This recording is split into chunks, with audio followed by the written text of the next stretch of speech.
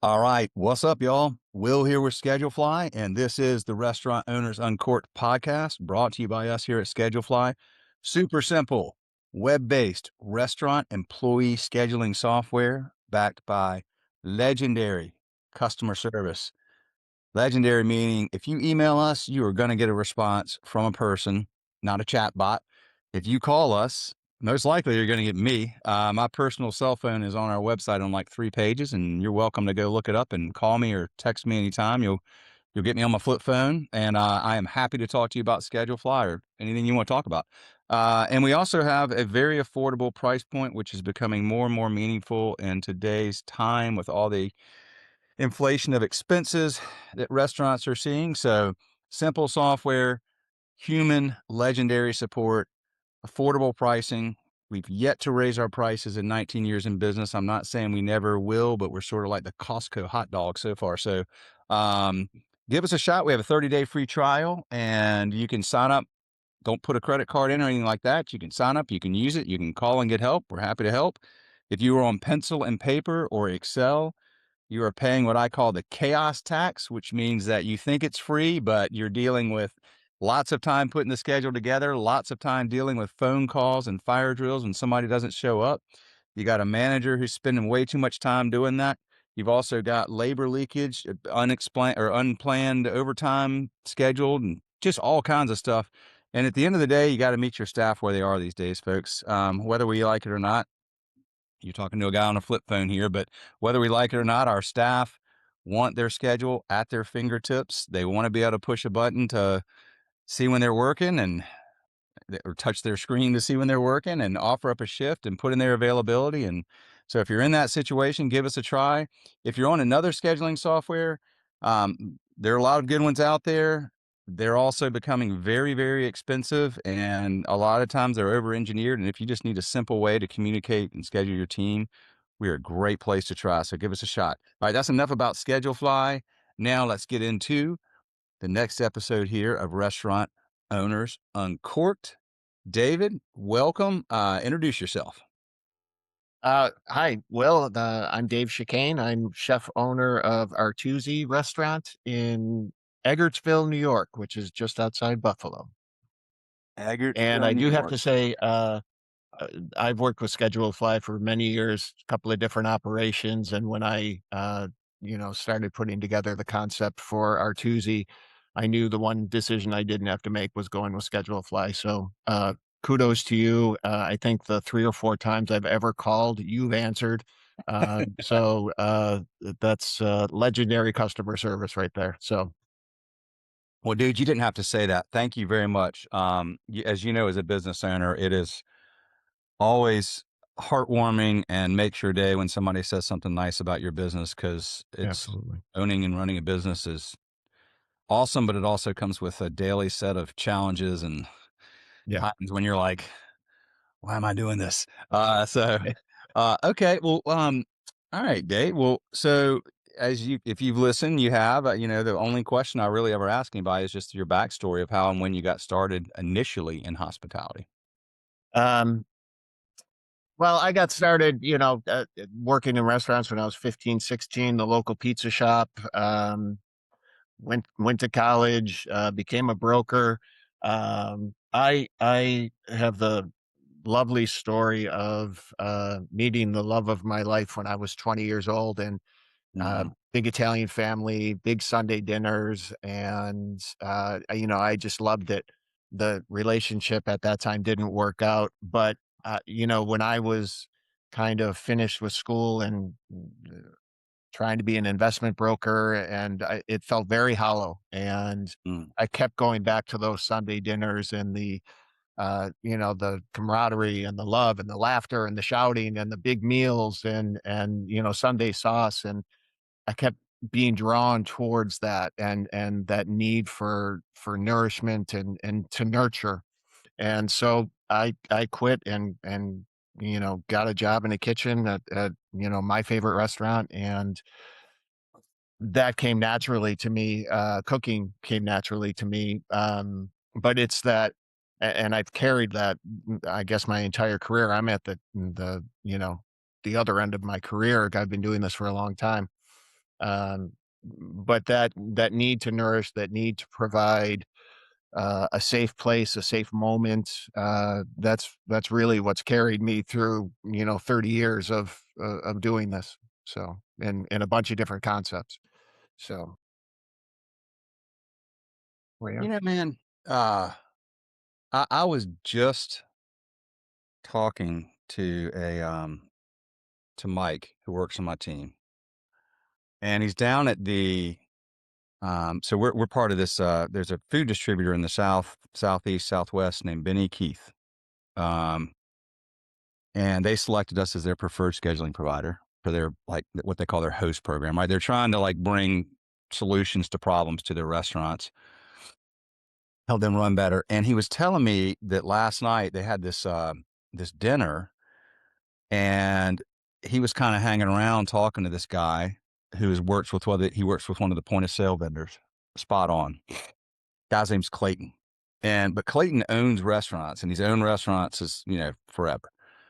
And he said that Clayton noticed the lady that works for Benny Keith that kind of hosted the thing was like there disassembling stuff and like doing all this stuff. And Clayton immediately went over, was like, how can I help? And then spent like an hour, and Mike joined them. They spent like an hour just helping. Right. And I said, Mike, now all the other vendors, no, I mean, they're all great, but they had just, like they were there for the dinner and they left. And I said, Mike, that right there, that's the reason Clayton did that, is because he owns restaurants, and his goal in life is to help others, nourish others, and like give himself to others. yeah. And this is what I love so much about what you do and what your peers do. And I'm talking really, really specifically about people that own and run independent restaurants more than anything, is that it's what I admire so much about y'all, is that you mentioned nothing about, oh, I wanted to have this cool life where I made a lot of money and I got, and like I got to come in. It's all about serving others and making their day. I mean, the first thing you did on this podcast was say something nice about my business. But so what I'm getting here in a long-winded way, and I apologize, but it's something I've learned over 16 years of doing this podcast, Dave, is that that's what that's this is what gets me up in the morning, is that we have an opportunity to serve restaurant owners. And to me, restaurant owners are, I, I, I mean, I put y'all up there with like first responders in terms of like respect I have, because y'all often are first responders. There's an emergency in your town or whatever, you're there giving time, Sure, money, sure. etc.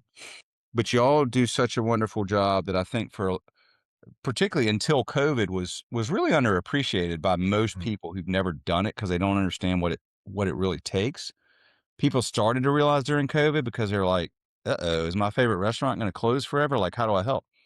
But the the reason I've continued to do this so long is because, quite frankly, a little bit of it's selfish, because I get so much inspiration from y'all, and I think it's such an important thing that, I mean, my goal, dude, is like, and people kind of roll their eyes when I say this, but I want to have a Netflix series one day, legit, of telling the stories of independent restaurant owners and what it's really like, and what those you and your peers are really like, because I don't think most people really appreciate that. And I think it's like massively valuable, important part of any community. And you said your town is Eggerstown? Eggertsville, yeah, Eggertsville. So in Eggertsville, you and your peers that have independent restaurants there, you're like the heart of the community. yeah.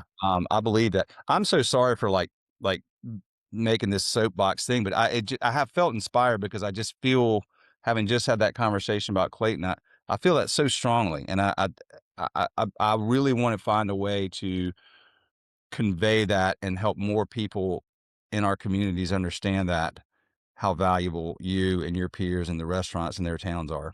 I think we're in a unique position, at least when I wake up every morning and have a day ahead of me. Yeah, sure. There's 80% of it, which is the minutia and the problems and the, yesterday I I pulled into the parking lot at 8 a.m. and I get a text from one of the cooks. We have no gas. Okay. Well, what's going on with that? So, spent my whole day was shot because it took me 3 hours to figure out what the problem was, which was a simple button. When they cleaned the hoods the day before, it set off a trip. We didn't know. It was the first time through it. I'm only a year and a half old, at this restaurant. So, um, but so you've got 80% of running the business and orders and checking produce but that other 20%, which is I think why we all do it, which is to see, your cooks cooking in the kitchen and prepping and getting ready for service. And, I've got a lot of young cooks that, on the onset of this didn't have a lot of experience. And we do everything from scratch. And so to see them making traditional Neapolitan pizza dough every day and making our, Italian sausage every day and our meatballs and our, cutlet, like aiolis, and like they're learning, and to see the pride that they take in that. And then we open for service and we see customers coming in, and I get to it. All my restaurants always had open kitchens. This one is very open. They are on top of us. They're watching us cook what we cook.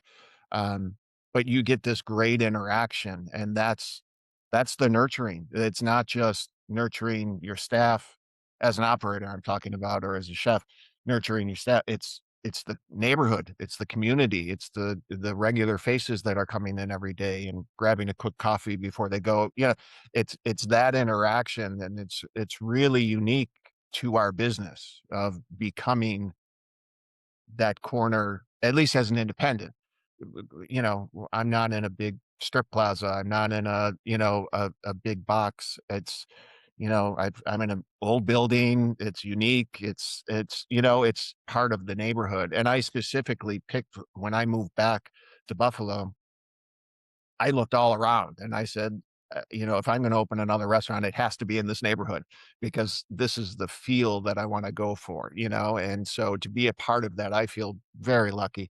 But again, getting back, when I get up in the morning, it's not the 80% that drives me. It's not the dollars and cents. It's that 20% of the day where you're interacting with staff, interacting with the customers, and being able to share, this restaurant is a reflection of me.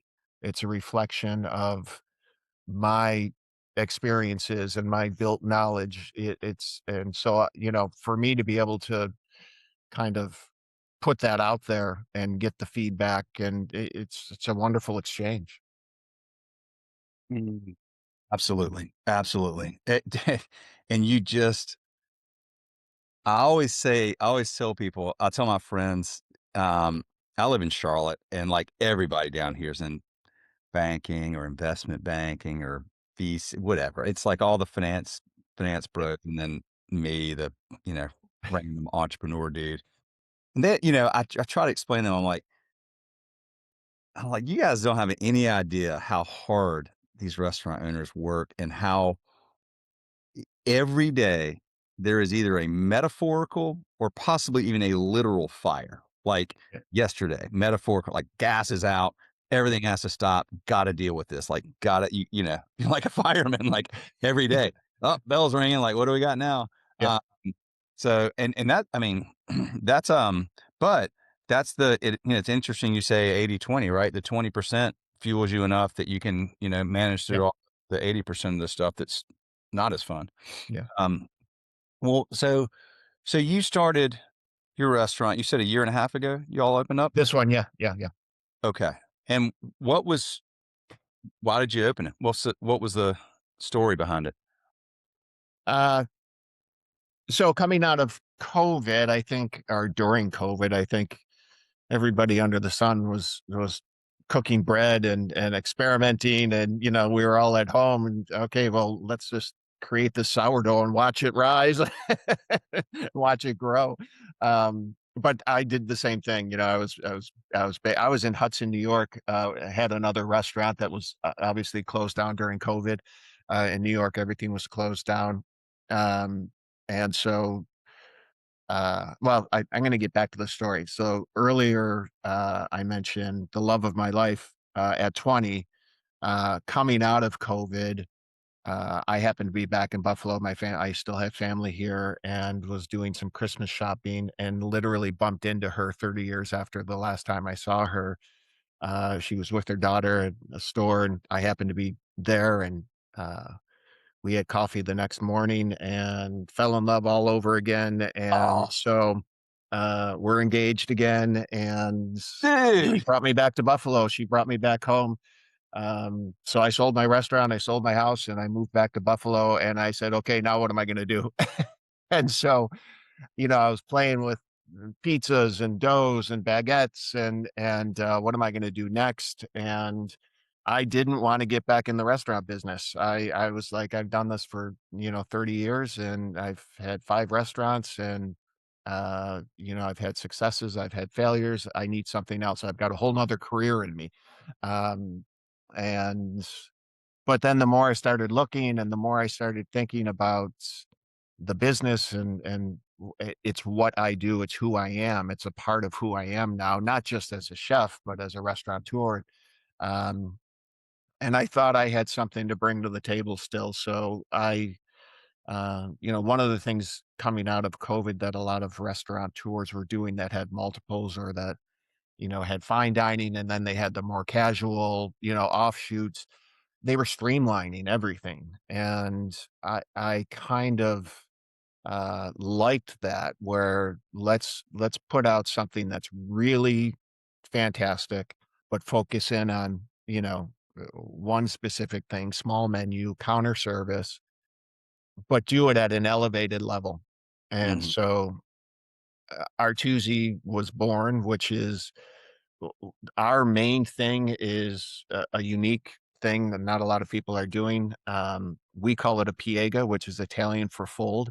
So we take Neapolitan style pizza dough, we stretch it out, we fold it in half, we bake it for a minute in a 900-degree oven. We take it out, we open it up, and we make a great sandwich out of it. So you're getting hot Mhm. bread out of the oven, really high quality ingredients, everything from scratch. And so we've got 10 of those sandwiches, we've got a couple of salads, and we do these little cups of joy, which are my fiance's cookies. Really homey, really simple, and it's been a hit. The neighborhood loves it, and, we do other things. We do a dinner series on the weekends where I literally chef and cook every plate. It's a whole separate menu, more elevated. We have a little separate dining room, about 18 seats, um, where we do, china and flatware, and stemware and full service. And it's its own weekly menu, which has been a hit as well. So it's super fun. I think I wanted to create something, again, getting back to the neighborhood, that was really unique and really for the neighborhood. And so that's what we did. So, It really harkens back to what you were talking about, in your childhood with family dinners um, yeah.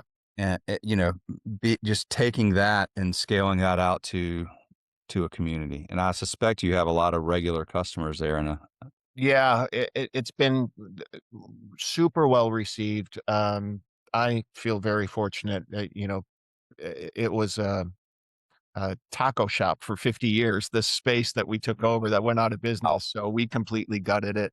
And I think it's really important. The way I look at it is, again, one of the things I said is I want the speed of a Chipotle, where you go in, boom, boom, boom, and you're sitting or you're taking it out.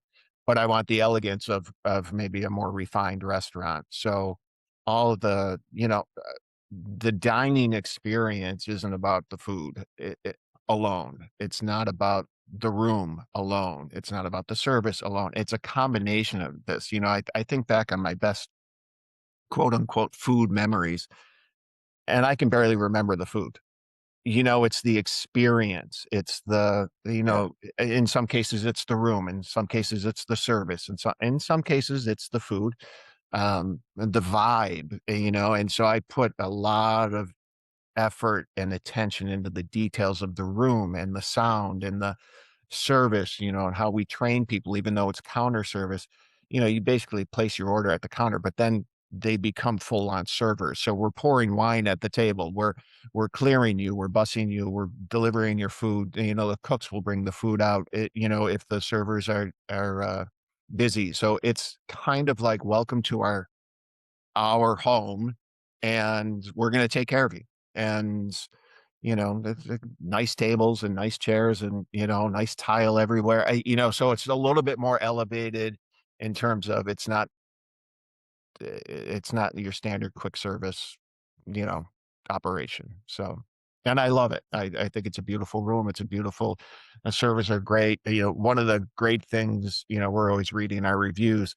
Um, One of the great things that I see when I read the reviews is they're always commenting on how nice the staff is, how engaged they and that takes training, that takes um, managing and implementing. But the end result is it's a beautiful room with a good vibe, great service, and great food. And so that's all you can hope for, in a restaurant.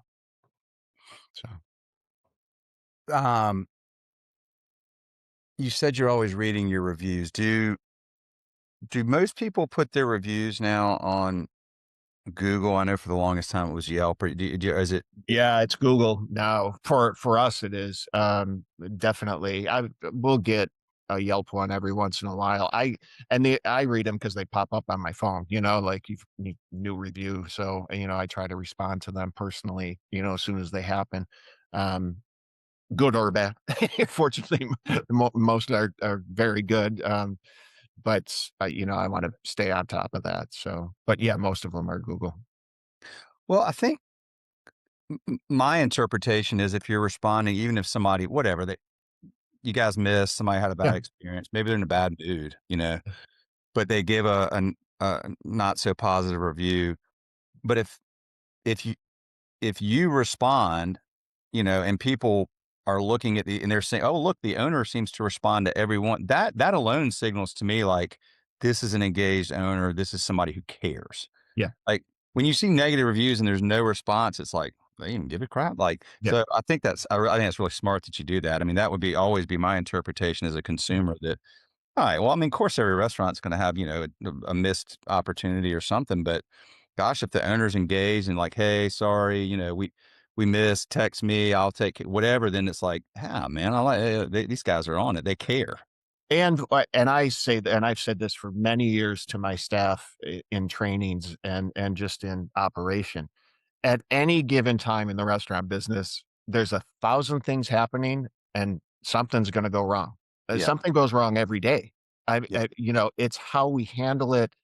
And if everything else is perfect and that one thing goes wrong, and you acknowledge it immediately, the customer's going to be fine. Like mistakes happen. I mean, we cook 150 of these things before 5 o'clock. There will be an error. There will be, there's just so many ingredients and so many opportunities for a mistake to happen. Now, listen, our goal every day is to not have that happen, obviously. But if you're engaged with a customer and the room is clean and the music's right and the rest of the food is great, if a mistake happens, it's like a spilled glass of water. That's an accident. It's gonna happen. It's how you come and clean it up and make sure the customer is happy and okay, and then you move on, and the customer will move on as well. I mean, they're our guests and they want to have a nice time. They're not going in there looking for a bad time, you know. So y- you know, somebody once said to me, the best business is an ice cream shop because everyone comes in smiling, and Yeah, that's because right. they're getting ice cream, so that's kind of the mentality of, we want them coming in smiling, like they know they're going to get a good product, and they're going to get, and by product I don't mean the food, I mean everything and experience. So Um, there is we were just talking about this on an episode yesterday. It's kind of, have you ever heard of Jocko Willink? no. He's like a retired Navy SEAL commander, and he has a really awesome Oh, podcast. Jocko. Yeah, yeah, yeah, yeah. Jocko. I didn't recognize the Just last name. Jocko. Yeah, That's all you need to yeah, say. Yeah. yeah, yeah. But he has his book. I got a copy of it. I think it's called Extreme Ownership, and it's just like when you own everything, even if it's like you don't like, it's not your fault, but like if you own everything, it gives you the opportunity to be like, okay, I'm going to own this. Now I get to be in charge of solving for it or whatever it is. And that's such an important mentality instead of like blaming or, oh, it's not my fault because, it's not my fault your food came out, it's the cook's fault or whatever. Like just own everything. And it actually liberates you to feel like now I get to control what happens next and the outcome. And there's this, I'll never forget this story. It's one of the best stories. There's a guy named, he came on this podcast years ago. His name's Sean Wilfong, and he had just bought this restaurant and they changed the brand and all this kind of stuff, and it was like their first day open, but they still had I don't remember all it was something about like they still had the ketchup bottles from the last place, and I guess something happened, like he's there and this dude, it's like a hamburger place, and this dude opens a ketchup bottle or he starts to squeeze it and it blows up like all over. And he's like, this was here in Charlotte, and like these are like bankers, and this dude's got on like a suit and a white, Oh, shirt.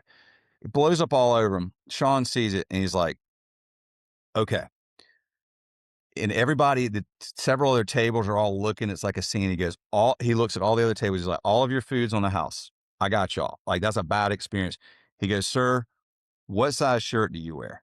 And he told him, he's like, all right, hang tight. And he runs out and he runs to like a Brooks Brothers store down the street and buys like 3 different shirts of that size and comes back. He's like, which one do you want? It's on, it's on me or whatever. But like, he just owned that and he turned it from like, and my point is like, he turned what could have been a really negative experience for that guy or negative memory for that guy and his table and the tables around him. Like, oh my God, like what a mess that place was. But he turned it in such a positive thing that everybody walked away like, no, that was badass. Look what that yeah, guy did. Like, so you can turn these things into something really cool. And so now, that dude has told that story dozens of times. Like, sure. that's what happened when I went to this place and like, guess what the owner did? And so it's like turning this, what could be a negative thing, but you own it Yeah, and then you go make it a positive thing. Right. yeah, yeah. That's the goal. That's the goal. That's a And good one. it's a good one. And it's what you would do. And here's my question is how do you, and I asked Sean the same question. You're the owner. Of course you're going to do that. How do you get your team members to, uh, other than leading by example, like how do you find and keep team members that can embrace that same philosophy and understand the importance? And they're never going to care as much as you because it is your baby, but find people that want to take care of your baby, as well as anybody could.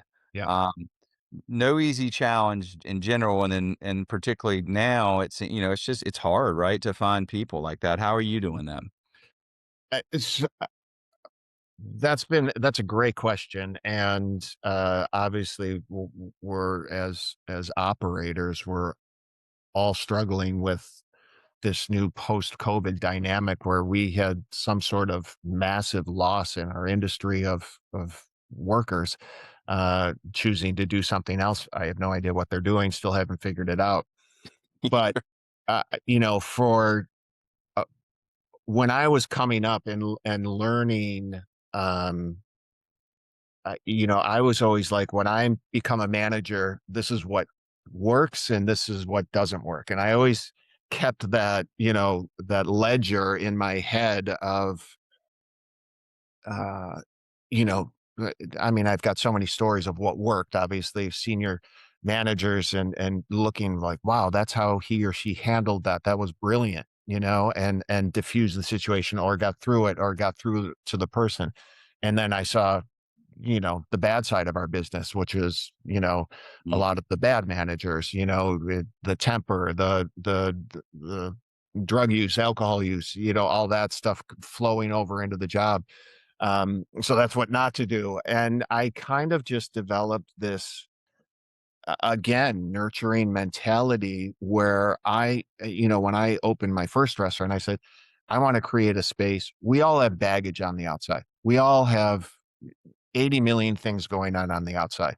Right. My goal as an owner operator is to create a space where you know you're going to come in and be safe for that 6 hour shift or that 8 hour shift or that 9 hour shift, that all that other stuff can wait. And when I interviewed people, and I would hire somebody, I'd be like, that stays at the door. When you come in here, this is your focus, and use it as a relief if you have to.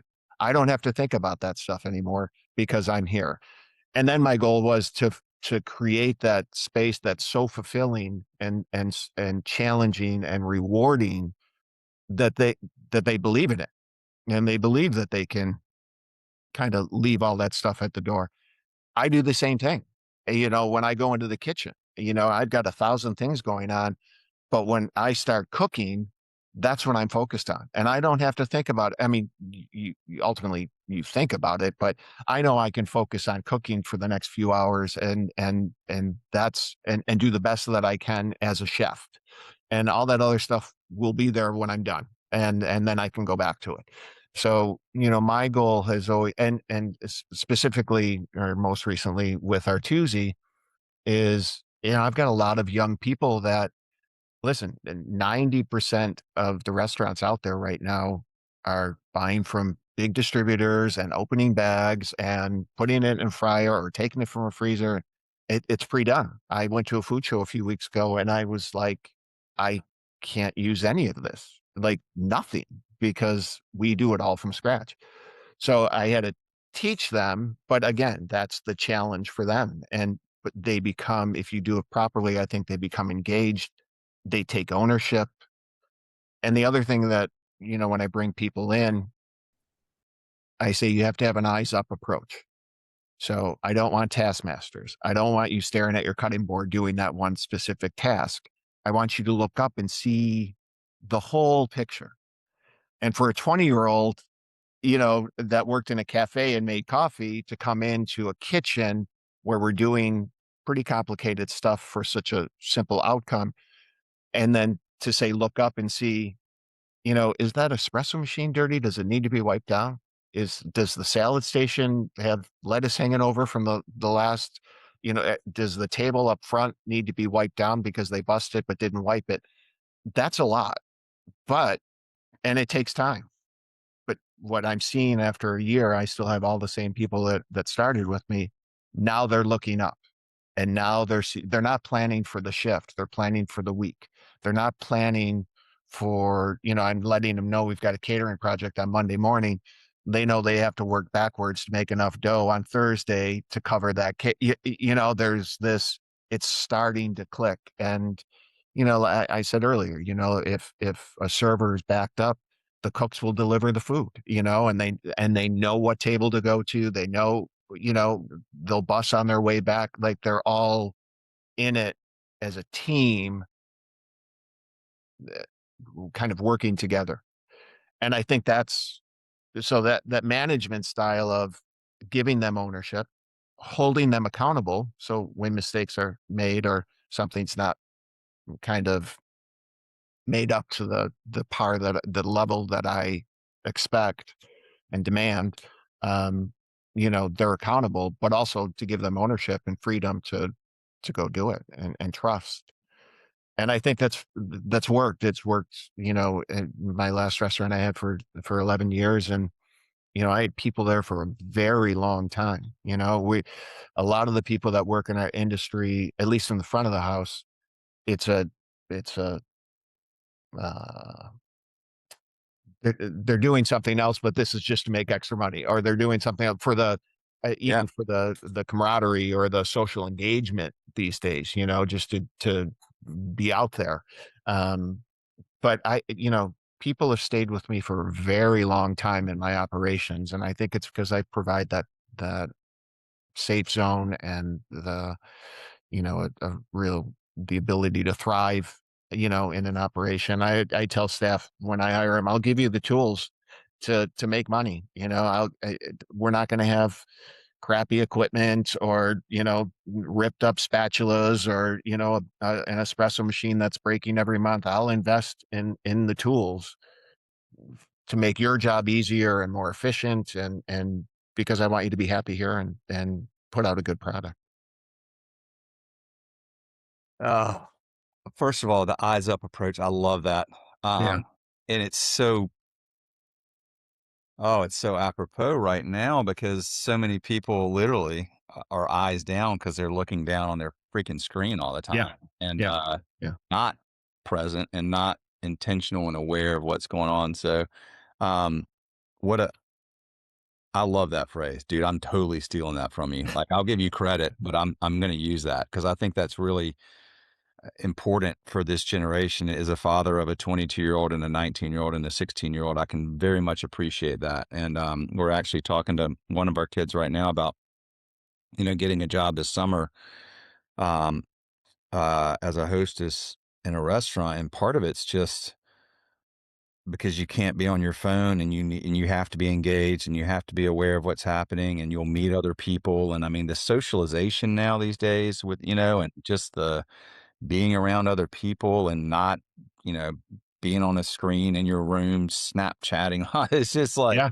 Yeah. it's a thing, man. It is really a thing. And I mean, It's everybody gets it. I got to tell you, man, it's amazing to me how many people see me on my, like, it's almost every day. I'm somewhere and I'm like talking on my flip phone or something. And like somebody's like, dude, tell me about that. I keep thinking about going back to a flip phone. Like most people, I mean, it comes with it. There's trade offs, but and most people actually won't do it, but they want to. And the reason they want to is because they know there's this. We know intuitively. I don't need to be as a human being. I don't need to live my life staring at a screen. I need to live my life being present and intentional and yeah. around other people and interacting with other people. And we went too far in one direction with that, and we're all starting to realize it, which is healthy. Uh, Pendulum. yeah, pendulum. And then, the I mean, my hope is that, I've always been like, it's weird because here I own a technology business, but it's limited to, it's not like overwhelming tech, but like the goal, and I mean, gosh, man, I was a little worried about AI a few months ago because I'm like, oh, is everybody gonna be able to make their own scheduling software or whatever? And Yeah.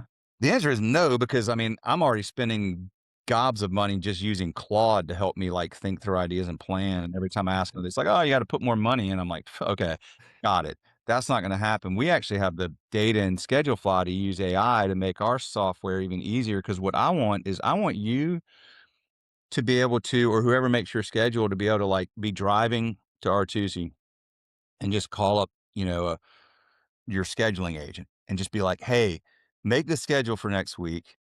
And it knows like weather, events, and whatever else. Like it's able to see that. But then, like the things it doesn't know, you'll just tell it like, do not put Will and Sarah together because they just broke up. So don't put them on the same schedule for a few days because they're pretty Sure. pissed at each other.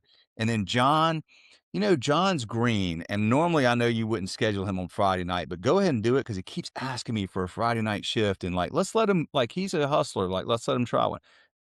Done. And then you get to the restaurant, you look at it, you approve it, it's out the door, right? Like, I think that a lot of this technology, or I hope, the way it gets deployed effectively is to enable you and your managers to not be in the back doing office tasks, that it's able to do a lot of that, or like, it's not going to do everything, but 90% of it, right? Like Yeah. what I just described. Because what people want, what guests want, what employees want, what you want is to be interacting, right? Yeah. Like, so the more that this stuff can like kind of handle things, this it's weird because it's like leveraging tech as a tool to create better human guest to guest owner to guest or manager to guest or staff to guest or interactions with the staff. Like, hey, I saw that episode happen because you're there, you're present, you're not in the back, right? Yeah. Two things on that. When I was developing this concept and I so the last one I did was 15 years ago. And so I was pretty analog. But way back then, 15 years ago, we didn't have any of this, especially not AI, but all the software that's implemented now. That my POS system right now can crunch numbers and create catering leads and do it does advertise on Google, and they do so much. And then I've got a management software that can anyway. I wanted to embrace the technology and say, let's bring this in. I want to be able to pick up my phone and snapshot and see exactly where I'm at. And that takes time, and it takes a lot of energy to learn it and to integrate the three, my accounting software, my POS software, and this other management software. And then it takes time out of your day and your week to, if you're going to use it, I mean, if you're going to put all this effort into it, you want to use it. Again, as a small independent, that falls on me. And so my hope with AI is that exactly what you're saying. It gets implemented to free me up so that I can just say, hey, what are these numbers and what should I be looking for? And well, and why did my langoustines go up 20% this week? And what do I have to do to adapt to that? So, and that it spits out an answer and helps me, and then I can be focused on the interactions and the staff training and that stuff, be there at the restaurant rather than in my office on a Monday morning, or spending the whole morning looking at this stuff and trying to figure it out. So fingers crossed, that's we're kind of right before that, but it's starting to happen. Obviously you're talking about it, so Oh, it's going there for sure. yeah. There's no doubt about it. It's such a, it can be such a great tool if it has the right data and is trained properly, and Yeah. it hopefully makes life a lot easier. It's in its infant stages. I mean, my kids were laughing at me. They were home for Easter from college and all this stuff, and I'm sitting there one night. It's like Saturday night. They were watching a movie, and I'm like, goofing around on my laptop. I was using Claude to help me design a a, a marketing document, and it kept getting something wrong. And I was, I'm like, well, no, like, this is what I need you to do with that sec. Anyway, so it gets it wrong like 3 times, and then, and I'm like, "Look, like, let me get as specific as I can." It's like, "Oh, cool, but you gotta put more money in for me to do the next step." And I was like, out of nowhere, I'm like, "What the hell? This sucks. I hate." My kids look at me and they start laughing, and they're like, You're yelling at Claude?" I'm like, "I am." And then I'm like, asking it, I'm like, how do I not pay for all the mistakes you just made that use my time? And it's like, you'll have to check with customer service. And I'm Oh, like, jeez.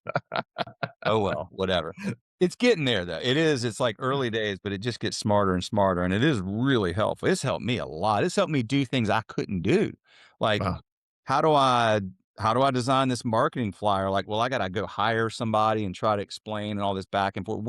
We're rebuilding our website right now. Through using AI as a tool. Like, Wow. our website's dated, our SEO sucks, like all this stuff. We've known this for a while, but and then I talked to this dude and he's like overseas, and it was going to be like 15 grand or something like that, and all this back and forth. And my guy John was like, dude, like we can do, and he came up with something like, I'm like, holy cow, like that's amazing. Wow. Time savings and resource savings. And now, if we do that so quickly, it frees me up to spend more time doing stuff like this and Yeah. doing podcast episodes and Yeah. talking to our customers. And that's what it should do for y'all, and make the human interaction easier to accommodate because you're spending less time dealing with all the tech. Yeah. That's great. Absolutely. Yeah. Um, so what are the I have things that I want to ask you about, because they seem to be challenges that everybody's facing right now. But before I do, like, what are the biggest challenges that you're facing right now that you think about at night?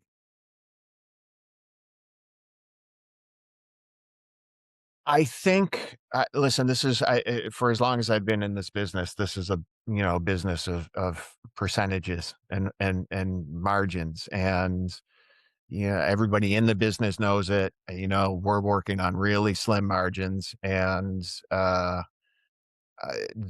my biggest concern is that when I talk to young people that are interested in the business, I say, what do you think, we make on a Saturday night? And then I say, well, this.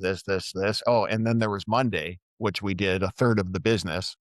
So we have to account for that because we didn't make anything on Monday. And so I kind of tell them, what prime cost is and what insurance and rent and all of our fixed costs and that little percentage at the end, that's what we're making over the course of a month or a quarter or a year.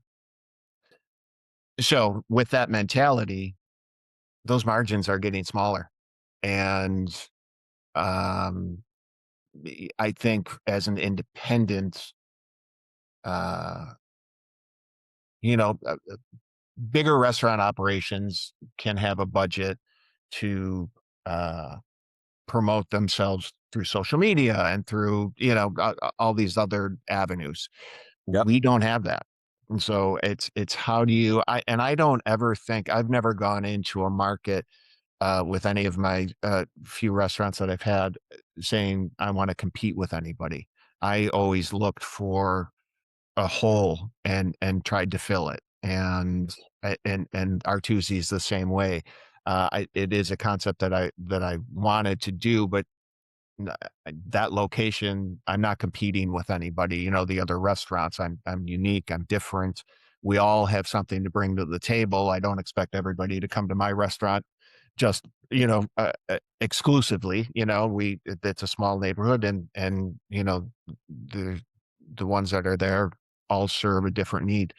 Um, but there's yeah, this past couple of years with tariffs and produce prices and meat prices and labor getting more expensive after COVID and insurance getting more like everything's increasing. You can't pass that to the plate in every Yeah. in every case. So, you know, we and what we do specifically at Artusi, one of the great things is nobody else is doing it. So it's a unique product, which is what you always want. Um, but since we do literally everything from scratch, it takes a lot of labor. And so we're using a better quality, ingredient, higher cost ingredient, higher labor to produce that ingredient. And then all the other fixed costs are, general operating costs on top of that. So, it, while I'd love to just be able to go in and cook and have fun, the business end of it takes a lot more attention than it ever needed to in previous experiences. And the level of error or you miss one thing, the time it takes to recover is a lot longer because your margins are a lot slimmer. So I never went into this for money. I went into it as I went into this business. I became a chef. I still call myself a chef. Um, love that part. I love that part of me as a human being. My ability to cook and to produce food that people enjoy and it's that nourishment thing on a personal level. That's the chef part of me. The operator part of me is, you know it's really great to create a great room and a great concept and train the staff. But at the end of the day, the accountant in me, it says we have to watch every single penny. So much so that I get stressed out when I see kids using we've got these fancy salad to go containers that nobody's using. And I saw in Montreal once and I tracked them down and they get shipped to me because not your regular paper supplier doesn't carry them. They're expensive, but they're great. Nobody else is using them. And it's, it's not this plastic cup that you're eating the salad out. It's a, firm paper tub with a nice lid. And it's, and then I see somebody saying, I'm going to take something. They make a salad for themselves in one of those and then throw it out. I'm like, wait, we have bowls. Like if you're going to eat a salad here, use a bowl because that's 75 cents and multiply that by 365, and 15 staff. Like little stuff like that is what keeps me up at night is how do we prevent those little errors or those little, you relax 1 second and, that, and there goes your profit. So it's slimmer than ever and it's more uncertain than ever. Um, I again, uh, you know, on our dinner series, I was featuring scallops coming from Boston. Fantastic product, $29 a pound. The next week, I ordered more. They were $39 a pound. So that throws everything up. Now, I print the menus the day of because it changes and I create a menu and print it so I can make a price adjustment. But you can't do that with our cafe menu. That doesn't change. Those prices are fixed. Wow. So if Yeah. if red peppers that we go through, cases upon cases upon cases, you know, they went up 80% at one point over the winter. Well, I can't change the price of one of my piegas. I have to eat that. Hey. So, and everybody Uh, needs to get paid on Friday. and So, everybody still got to get paid, and you know, exactly. vendors have to get paid and they don't care, so all that pressure falls on us as the independent and as the owner and that's the pressure. So Well, finding ways to keep your costs low at like the containers is huge. And then the other part is how do we get more people to find us and yeah, come in?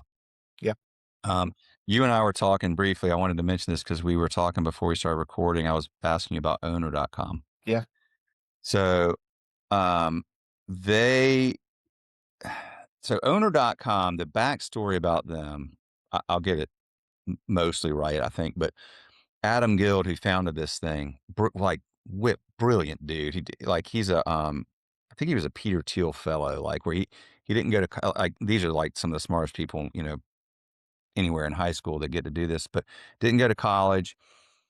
Built this business because his mom owned I think she owned a salon. No, maybe it was like a dog grooming place. It was a dog grooming place, independent, small. Like how do we he's like, your website's not real good, your SEO is not good. Like, I can help you fix that, mom. And he did, and like it resulted in her getting a lot more business. And so he started owner.com to help restaurants basically have the tools that a big chain would have, right? Like an app, right? So his the story I remember him telling was like, why should Domino's have this awesome online presence and this app that's so slick and useful, and but the independent pizza place down the street can't have that. Like, well, we want to democratize that and enable them to do that. And so that's what they're doing. And they focus only on independent restaurants. And it's like they build a website, they do commission free ordering, branded apps, marketing, CRM, like all this kind of stuff. It's really cool. And I've gotten to know them through, as I was mentioning, this Benny Keith program, but neat. It's a great tool. It may be something, if you want to go to their site, if you're interested, I can, yeah, absolutely. because they're doing a really good job of like giving independent restaurants those tools at a really affordable price they're driving results. Like, Yeah, like their customers like them because it works. that's fantastic. Yeah, yeah. But it's great to see most of these things are built for like larger operations, chains, franchises, and we've always been really focused on independence, and it's nice to see somebody that's also has that same mentality of Adam's talked about like small. I think they'll go deverticalize eventually, like not just for restaurants, but like if you own a business, we have all the tools to make you a small business. So Sure. they don't work with larger ones. They turn down larger ones. They're only focused on independence. So um, Fantastic. yeah. Um, All right, man. Well, I want to respect your time. I know you're a busy dude. I have like 1,000 other questions I'd like to ask you. Maybe we'll do another episode sometimes. But is there anything else you wanted to talk about, Dave, before we wrap this up? No, I want to get back to the staff and kind of creating the space because you mentioned you used the word twice right after, and it was intention, and it's something that I really believe in in how I live my life and what I try to instill to the younger people in the business, which is, treat everything with intention and act with intention. And that's, whether you're chopping an onion or, serving a glass of wine or making a coffee, don't just coast through it. And I think we were talking a little bit about this with the social interaction and people being brought up on their phones, looking at their phones um, but to be able to eyes up and with intention, I think that would be, 1B on that eyes up phrase, which is, act with intention. And uh, it, w- we have a lot of challenges as small independents every day, and it's not getting any easier. I have uh, hope, that we talked about AI and that can ease, but if we live with intention and we act and we run our businesses with that intention, it's hugely rewarding. And there's nothing that could ever imagine doing that is as rewarding as providing that to other people. So that's it. I I got that word from Dave Query. He owns Big Red F Restaurant Group out in Boulder, Colorado. He's in restaurants for, I don't know, 40 years now. And he was one of the first people that ever came on this podcast back in 2010 when I had to tell people what a podcast was. But I remember him talking about operating with intention. Yeah, And he said exactly, it was literally like you just basically said it verbatim. I mean, y'all have a like mind, which is everything you do, just be present in doing that and aware that you're doing it and do it with intention and purpose because it will people notice the smallest things, but they can tell if food is cooked with love. yeah, They can tell if somebody is not just pouring a glass of wine, but is pouring it with focus and intention. Like yeah, it's this intuitive thing that we know and we feel it and we can't exactly put our finger on it. But like you mentioned this earlier, a lot of times your best experiences at a restaurant, it was just the feeling you got, right? I mean, what was it? Whether it's Maya Angelou or who said this, like people don't remember what you say, they remember how you made them feel, and how you make them feel is always going to be really positive if everything you do is with presence and intention in that moment, and being aware and living in that moment, not yeah, what just happened or what's getting ready to happen, but like being there. So, um, that's something that this generation now has has not grown up with as much of that as like you and I did. yeah,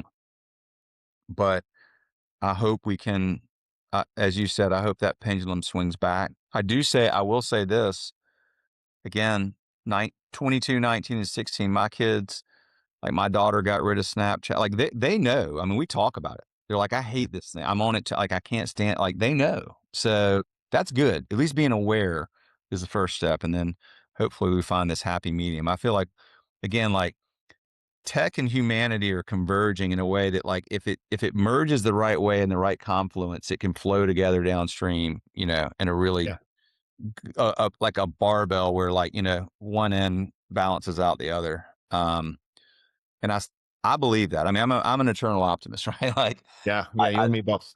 yeah, Yeah, I think that will happen. I think we will force it to happen because we're wired a certain way as humans that we don't want this tech to take over our lives. We want it to be a tool for us to have more better enjoyable lives. lives. And Yeah, yeah, yeah, exactly. yeah. All right, Great. man. Well, uh, my only request is, if you will go to your Do you listen to podcasts often or? I listen to yours. Yeah, man. Now we're talking. I Well, go give us. have been. They've been fantastic. I'm a big supporter, so it's great.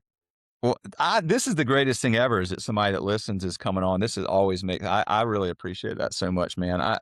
Give us a if you're on Apple or Spotify, give us a 5-star review. You got it. If you throw a comment in there, it helps. We can't respond to them, which I hate that. I wish I could, but we like they don't let us respond. But it does help to get reviews. And all of you listening, go for it. Click that 5 stars on whatever you're on. If you can throw in a comment, it's great because. And the reason I asked for this, y'all, is the more if you like the show, the more ratings we get, the more the algorithms are like, oh, this show is helpful, and so it puts it in front of more people. That's why we want that.